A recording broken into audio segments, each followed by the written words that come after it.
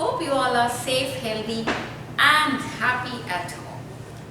Do you remember what we had learnt in our last class? We had tried to learn a very interesting story about the tiny teachers, the ants. I hope you might have read the story very carefully at home and also tried to understand the attributes that the ants possess and also what lesson do they teach us. Now, before I move on to my topic today, let me ask you a few questions. Right now when you are sitting and watching my class, do you have a ceiling fan on the top of your head? And does that fan make a lot of noise? Or is it very quiet? You might have experienced fans making a lot of noise at times and you really get irritated, isn't it? Sometimes you say, this fan is really irritating me, and you can't even switch off the fan because you feel very hot without the fan. So now children, let me ask you one more question. Have you ever heard a fan talking? Sounds funny, isn't it? Fans cannot talk. They are not human beings.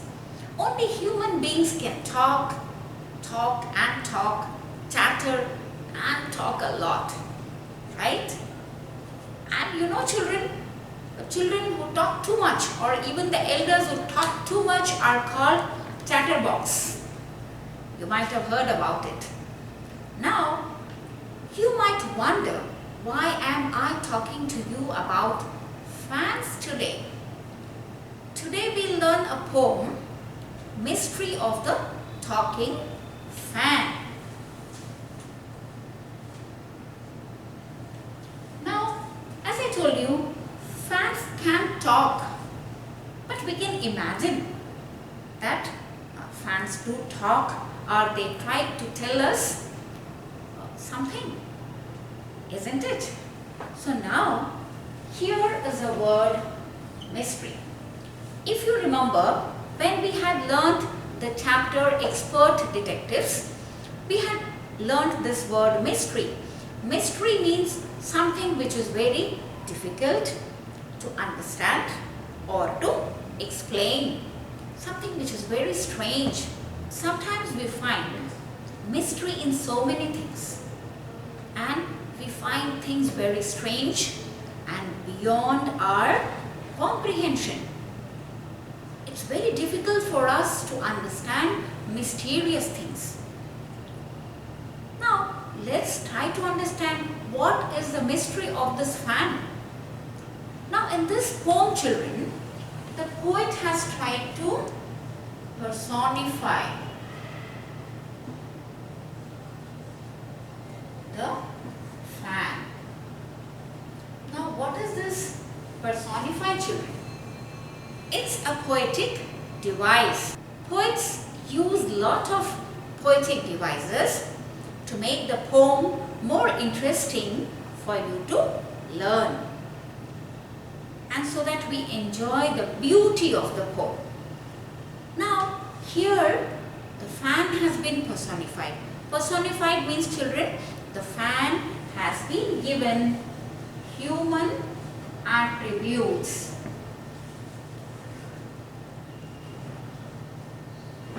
Now, human attributes of talking, or maybe you can say chatter. Okay, so here the fan has been described as though it is a human being. It talks. The poet says it talks.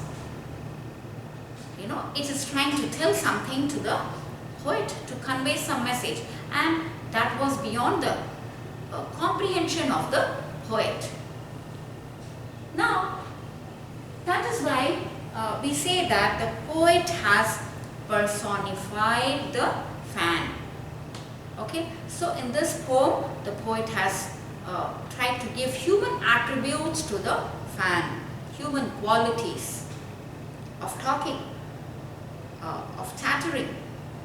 Okay, now let's move on to the poem and try to understand the poem and the beauty of the poem, the mystery of the talking fan. Children, you can look into your textbook as I try to explain the poem to you, or you can look at your screen also. Once there was a talking fan, electrical in his chatter. I couldn't quite hear what he said, and I hope it doesn't matter. Now, chatter here, children, as I told you, is to talk a lot, to talk quickly and for a long time.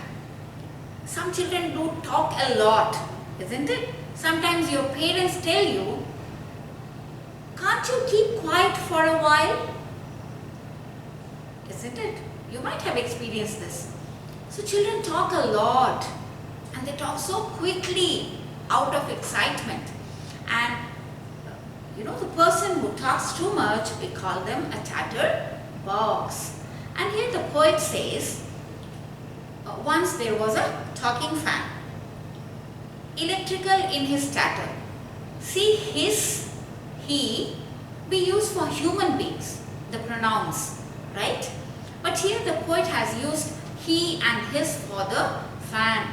That means the fan has been personified. Okay? Electrical in his chatter. Electrical means, children, electrical gadgets which runs on electricity. So you also have electrical gadgets at home. So this fan was chattering a lot, making a lot of noise, talking. That's why she calls this fan a talking fan. And this fan was an electrical fan. So she says this fan was electrical in chatter. And she says she could not understand. She could not hear what the fan was trying to tell her. She felt the fan was talking to her, but she could not hear what the fan was trying to tell her. Okay, and she said it doesn't matter to her. That means even if she could not understand what the fan tried to tell her, she says she was not bothered about it. It didn't matter to her. Okay, so I hope, children, the first stanza is clear to you. Now let's move on to the second stanza.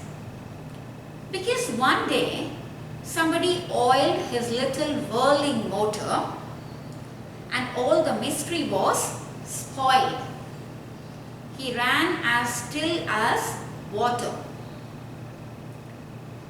So children, here whirling means to move in a circle or similar curve, especially with force or speed. Sometimes you might have observed your fan, you know, you adjust the fan speed. Sometimes 1, 2, 3, 4, 5 like that. And sometimes your fan whirls around, you know, it turns around so quickly with a great force and speed.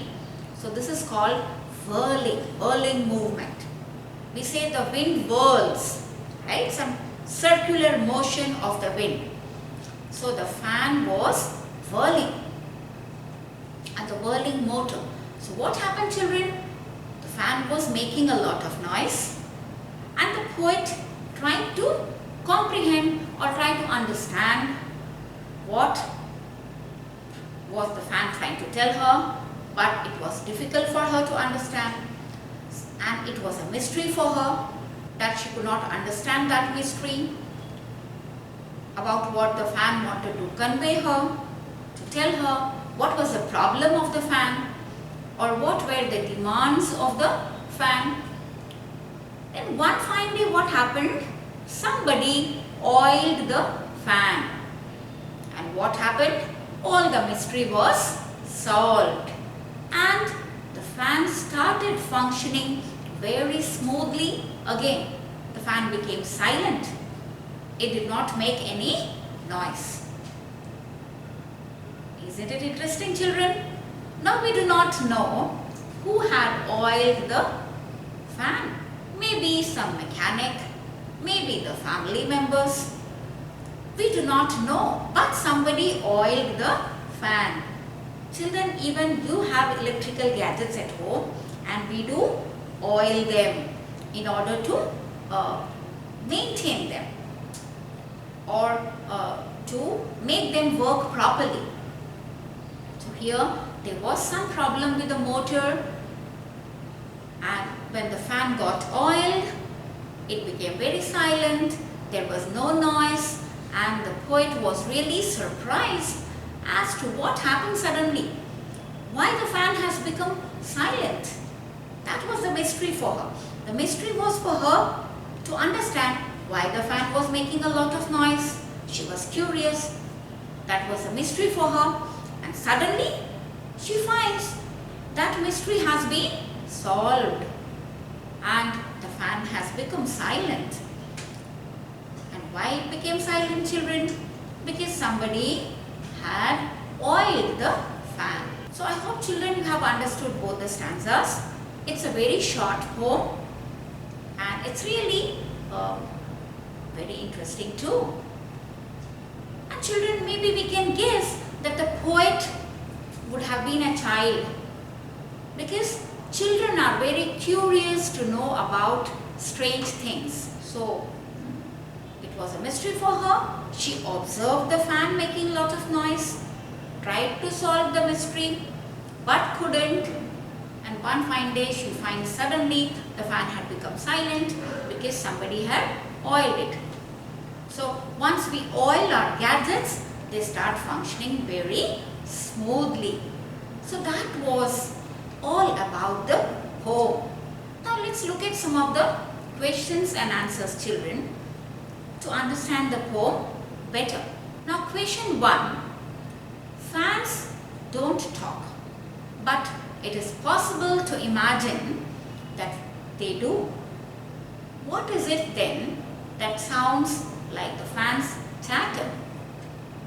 Now the answer is the noise produced by the fan's motor with less oil sounds like the fan's chatter. Now what is the chatter? Human beings talk a lot, isn't it? They make a lot of noise. Now what is the chatter of the fan? The chatter of the fan is, when it makes a lot of noise when there is not enough oil in the motor. So, and that sounds like the fan's chatter. Now question 2, complete the following sentences. The chatter is electrical because. Why she has called the chatter electrical? Chatter is electrical because the noise is being produced by electrical motor of the fan. It runs on electricity. Its movement is based on the principle of electricity. It is mysterious because. Now why is the sound of the fan mysterious? Because we cannot understand what the fan is speaking. The poet could not understand the mystery of the fan, what it was trying to tell her. Now question 3, what do you think the talking fan was demanding? Why it was making a lot of noise? What was its problem? The talking fan was demanding some oil. It was seeking attention of the people at home to put oil into the motors. Once it got oiling, it became silent. So now what was the demand of the talking fan? That it needed some oiling. And the fan tried to attract the attention of the family members, that please put some oil into my motor so that I stop making noise. Now question 4, how does an electric fan manage to throw so much air when it is switched on? When we feel too hot, children, we switch on the fan and we feel so cool. And how does the fan provide so much of air suddenly and makes us cool. So an electric fan manages to throw so much air when it is switched on, as it has an electric motor which rotates and makes the three blades of the fan move round and round at a specific speed. So you might have learnt in science the working of machines. How do they work? And how do these electric fans have motors, and how these motors rotate with the help of the blades. So I hope these questions are clear to you, children. Let me tell you, you do get extract based questions in your exam. Small extracts are given from the poem and you are asked to answer the questions. And these days you do get multiple choice questions too. So let's look at an extract based question also, so that you will learn how to answer extract based questions. Before that, children, let's look at one more question. What was the mystery of the talking fan? Now we have discussed right now. The mystery of the talking fan was that the poet could hear the chatter of the fan, though she could not understand it. But soon, the scope to decode and comprehend it was lost, as the fan's motor was oiled by someone. Thereafter, the talking fan became silent. Okay?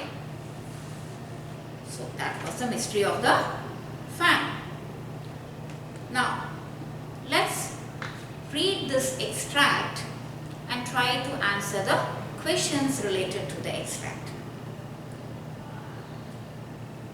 I couldn't quite hear what he said, and I hope it doesn't matter. Because one day somebody oiled his little whirling motor and all the mystery was spoiled. Now, children, when you attempt extract based questions, you must read the extract very carefully twice before you start writing the answers. You must read the extract very carefully and try to recollect from which poem this extract has been taken, who is the poet, and then also try to look at the lines and understand them before looking into the questions. Now, you must read the question also very carefully, children. The first question is, why does the poet say, I hope it doesn't matter? Though the fan was making lot of sound, she said, it did not bother me, it doesn't matter. The poet was hoping that the fan's chatter didn't make much difference. Okay? The poet says, though the fan was making a lot of noise, it did not bother her. She was just trying to comprehend, what the fan was trying to tell her. She felt the fan was talking to her. That is why, she was not bothered. What was the connection between the motor and the fan's chatter? The lack of oil in the motor was responsible for the noise produced by the fan. So that was the connection between the motor and the sound produced by the fan. As there was no oil in the motor, the fan was making a lot of noise. So that was the connection between the motor and the sound produced by the fan. Now question 3. Question 3 is a multiple choice question, children. It has got 4 options and you have to choose the correct option. Who is the he in the first line of the extract? Who is he in the first line? The poet, the mechanic, the talking fan, the mother. Children, I had told you in the beginning, the poet has personified the fan. Okay?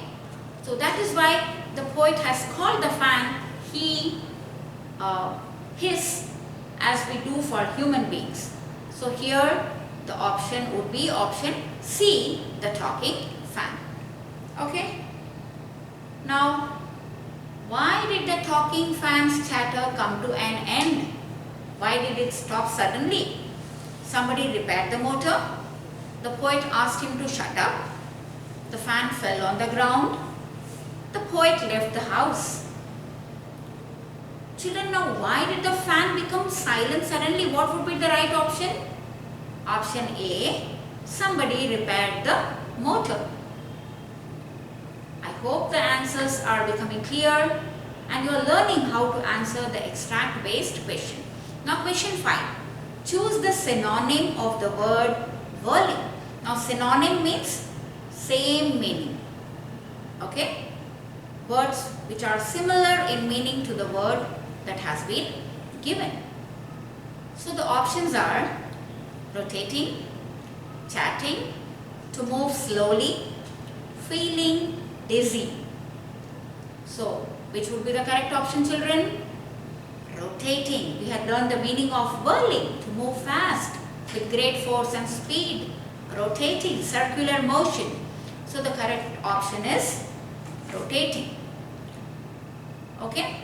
So children, I hope you enjoyed learning this poem with me, and you will definitely read the poem again and again at home.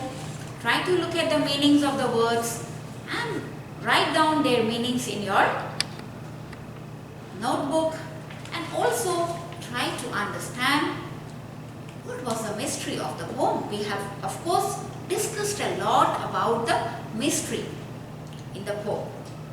So if you read the poem again and again, you will enjoy and you will also understand what the poet has tried to tell us.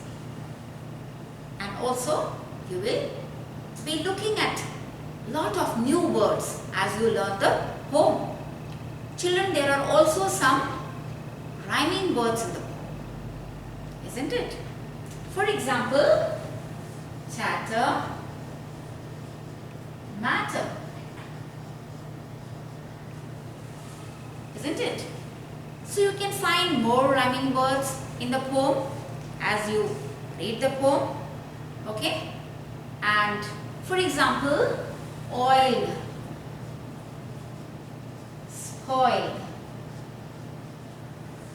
So when you read poems, you will come across synonyms, antonyms, opposite words, okay, words similar in meanings, and rhyming words. So you must note down all those words. Okay?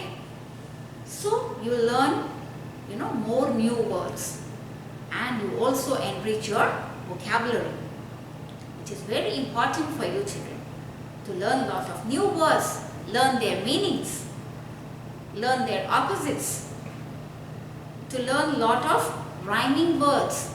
If you learn a lot of rhyming words, you will also be able to write simple poems also, children.